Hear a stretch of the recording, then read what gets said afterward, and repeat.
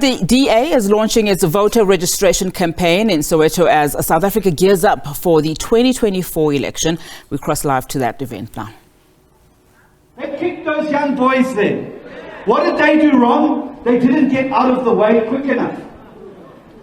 These politicians must learn to get a watch so that they can get to their places on time and not to force our people off the road because they're running late.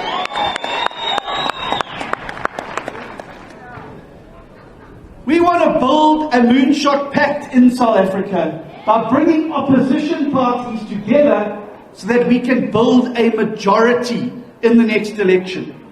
For the first time since 1994, there is a chance for the opposition to win. But we can only win if we work together. And that's why I've invited other parties, and we've been in conversations about how we can work together to put aside our differences, to put aside the battles that we had in parties past, to forget about that, and to put the people of South Africa first. Because that's what our country needs. A government that puts the people first and the politicians at the back of the queue. At the moment, the politicians at the front of the queue and the people are at the back of the queue. When you see what's being spent on ministers' houses, on their cars, on their load shedding generators, all of these things, we're at the back of the queue as the people of South Africa. And that must end. Because in a democracy, the politicians work for you. You are the employer. You are the boss.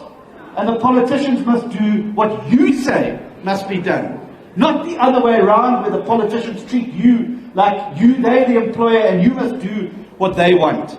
So we can have this change, and we can do it in Gauteng.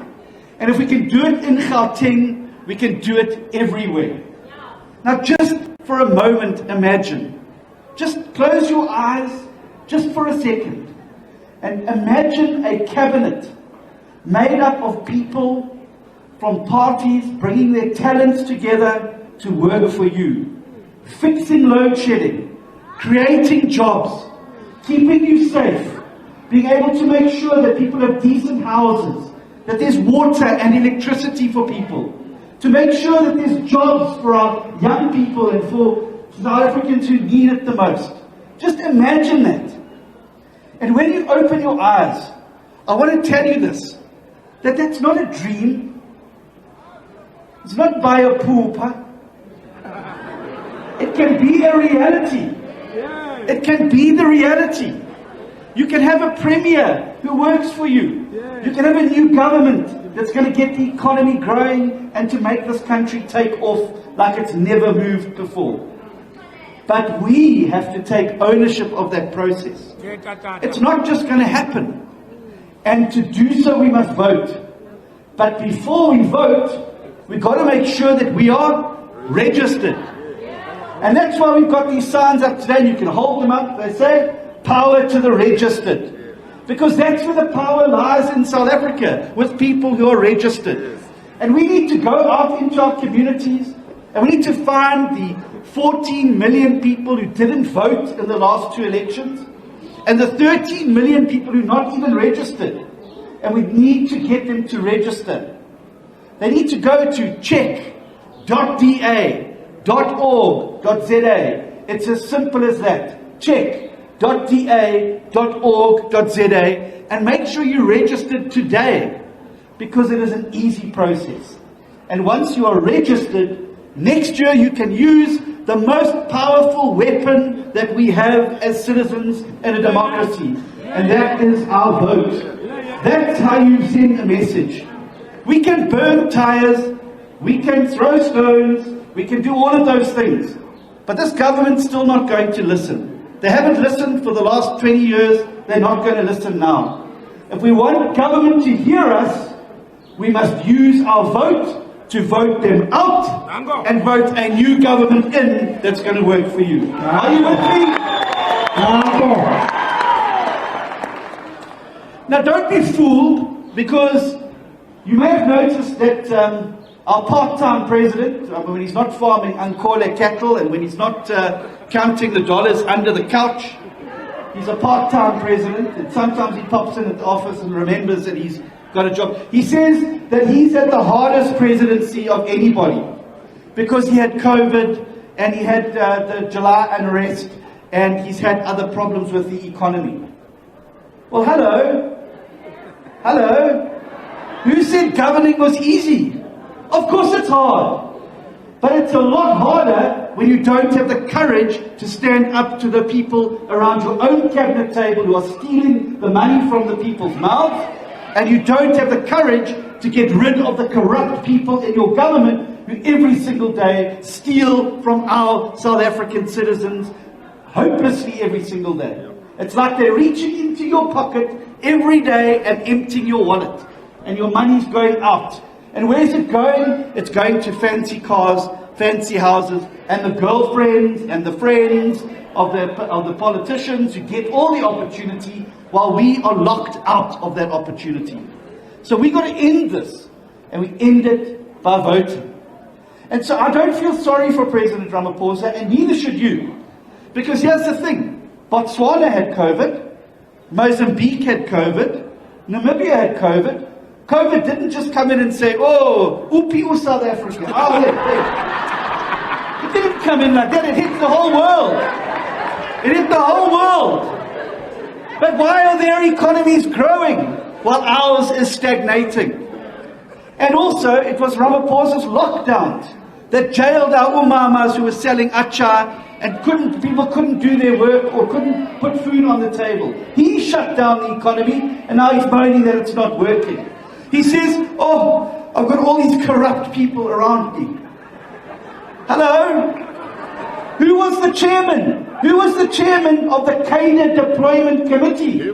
He put all these people there, Baba Mulefe, or Vachele Koko, all these people who could charge up all the money, he put them there. He put them there.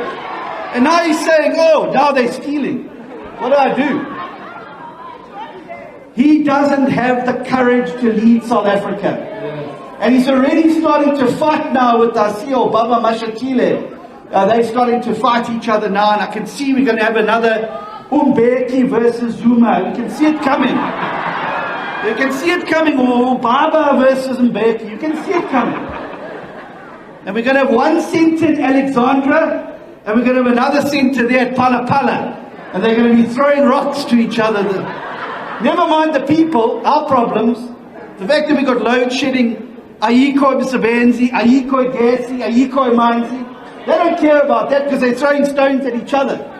There's only one party that's getting up every single day and working for the people of South Africa, and that's the DA. Which is why 90% of new jobs in the last quarter, DA run Western Cape. Best run municipality in the country, Midvaal in Gauteng. Ending load shedding, City of Cape Town. We know how to get things done, and we know what it takes to rescue South Africa. And so, my message to you is clear. You may have voted for the ANC in other elections. You may have voted for other parties in the last election. But if you want change in South Africa, you've got to make sure that you're registered and vote for a party that doesn't just talk, it gets on and does. Because let me tell you, next year there's going to be a long list of parties. I'm seeing it already, it's like this. Because every mother, brother, sister wants a party now, a political party. It's a new fashion. And they're going to come to you and they're going to make all sorts of promises. But look at those promises carefully. Look at them carefully. Because we've had 25 years of broken promises. We don't need more broken promises. And look at those parties' promises and compare them to the party that's delivered jobs, a growing economy, a decent education system, making sure that everybody's got access to decent health care. Those are the things that matter. So judge and use your vote in the next election to vote for the party that gets things done. That doesn't sit there, yup. It's out there working every day to make a difference. And that's where you must put your cross, because you won't have another chance for another 5 years. And what have you got to lose? What have you got to lose? Aiko, nothing left to lose. If we don't deliver what we say we're going to deliver in 5 years, you must use that vote and vote us out as well. But give us a chance. Touch him a chance. Touch him a chance. And with your support, I promise you that every person on this stage, every DA public representative will get up every single morning thinking about how can I make life better for the people of South Africa, and how together can we rescue South Africa. We're nearly there. You heard the song. We're nearly there. 48% in Gauteng. Last week, 51% in KwaZulu-Natal. And we're coming for those provinces. And we're coming nationally. And the moonshot's going to take the ANC out. And it's going to bring new government in. And then we're going to celebrate like we've never celebrated before. Register, vote, and let's bring change together. Thank you. Yabonga. Well, dear leader there, John Steenhuisen, reminding his supporters to reimagine a cabinet that actually does the job and works for the people and not the other way around. He says people should vote out leaders who work for themselves. And he's also said that the DA is the only party that actually does the job in South Africa. Of course, the DA is launching its voter registration campaign in Soweto as South Africa gears up for the 2024 election.